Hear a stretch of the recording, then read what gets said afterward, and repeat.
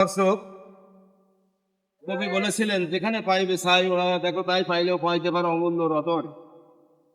তারই ধারাবাহিকতায় আমি কোনো একদিন সকালে কিছু এরকম জামের পাতা সংগ্রহ করেছিলাম আমরা।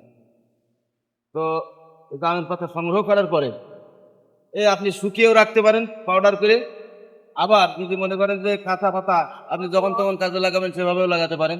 তো বন্ধুরা, আমি হঠাৎ একদিন আমার কিছু বই পুস্তক পড়তে পড়তে দেখা গেল যে যাদের ব্লাড সার্কুলেশন সমস্যা রয়েছে, এই ব্লাড সার্কুলেশন স্বাভাবিক হবে, রক্ত চলাচল ভালো হবে, আপনার রক্তের ভাইরাস নির্মূল হবে এই জাম পাতা। আপনারা জানেন এই জামেরও রয়েছে অনেক গুণাগুণ। জাম আপনার রক্ত পরিষ্কার করে, আপনার নতুন রক্ত কণিকা তৈরি করার ক্ষমতা রাখে এই জামে।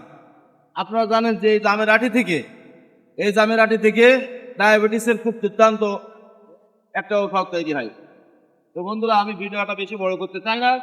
আপনারা যাদের ব্লাড সার্কুলেশন গোলমাল, এই অনিয়ন্ত্রিত জীবনযাপন আর অনিয়মিত খাদ্য অভ্যাসের ফলে যাদের ব্লাড সার্কুলেশন গোলমাল হচ্ছে, তারা এই প্রত্যেকদিন একবার করে জাম পাতা সেবন করেন। এই জাম পাতা চায়ের মতো করেও খেতে পারবেন। তো সকলকে ধন্যবাদ। অন্য এক সময় আবারও দেখা হবে। আসসালামু আলাইকুম ওয়া রাহমাতুল্লাহ।